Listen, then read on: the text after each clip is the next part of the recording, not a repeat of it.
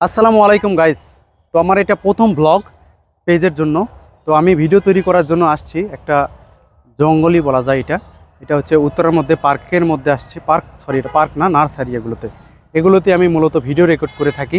তো আমি একটা লং ভিডিও তৈরি করব, এই জন্যই আর কি ভিডিওটা ওপেন করা। সচরাচর আমি লং ভিডিও আপলোড করি না। তো দেখতে পাচ্ছেন যে চারপাশের পরিবেশটা কত সুন্দর। চারপাশ বলতে এটা একটা যেহেতু নার্সারি, এখানে গাছগাছালি, ছোট ছোট গাছগাছালি থাকবে, এগুলোই স্বাভাবিক।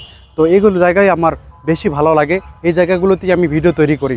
নতুন অবস্থায় কিন্তু লোকালয়ের মধ্যে ভিডিও আপনি প্রথম অবস্থায় তৈরি করতে পারবেন না। প্রথম অবস্থায় অনেক কিন্তু শরম লাগবে মানুষকে দেখে। এই জন্যই আমি এই জায়গাটাতে আসছি। এই জায়গাটাতে একদমই মানুষ নেই, আশপাশে কোনো মানুষই নাই। জায়গাটা মানে একদমই স্তব্ধ, মানে নীরব, মানে মানুষের কোলাহল মুক্ত একটা নীরব রাস্তা। সাইডে রাস্তা আছে, তারপরে কিন্তু অনেক সুন্দর প্রাকৃতিক পরিবেশ। আবার এখানে আছে, এগুলো আমি দেখাচ্ছি এখানে।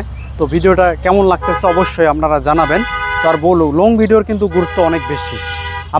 আপনি যদি লং ভিডিও আপলোড না করেন তাহলে ফেসবুক আপনাকে কিন্তু ভালোভাবে গুরুত্ব দিবে না। কারণ ফেসবুক কিন্তু সব কোয়ালিটির ভিডিওই পছন্দ করে। ফেসবুকে কিন্তু আপনি সকল রকমের কোয়ালিটির ভিডিও আপলোড করবেন। লং ভিডিও, শর্ট ভিডিও, বিভিন্ন রকমের ভিডিওই আপলোড করতে হবে।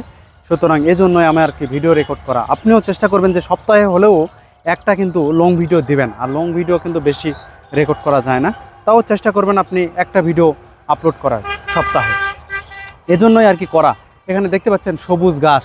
আপনি যদি এই সবুজ প্রকৃতিগুলো যদি এই ভিডিওর মাধ্যমে তুলে ধরতে পারেন, তা ক্ষেত্রেও কিন্তু হয়।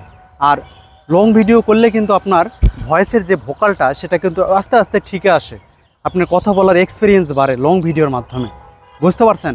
এজন্যই আপনারা চেষ্টা করবেন লং ভিডিও তৈরি করার। আর বিভিন্নভাবে এরকমভাবে ক্যামেরা ধরবেন। যেহেতু আমার হাতটা লেগে গেছে, এখানে ক্যামেরা ধরতে চেষ্টা করবেন স্ট্যান্ড দিয়ে ভিডিও রেকর্ড করার। স্ট্যান্ড, সেলফি স্টিক দিয়ে, তাহলে কিন্তু আপনার ক্যামেরা ধরে থাকতে কোনো সমস্যা হবে না।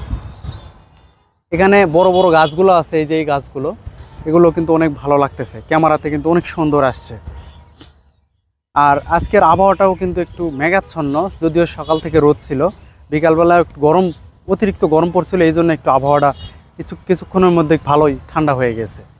তো আপনারা চেষ্টা করবেন বড় বড় একটু ভিডিও রেকর্ড করে রাখার, সেগুলো আপলোড করবেন পর্যায়ক্রমে। ভিডিও তৈরি করতে করতে বৃষ্টি চলে আসলো, দেখুন কি করবো আর বলুন।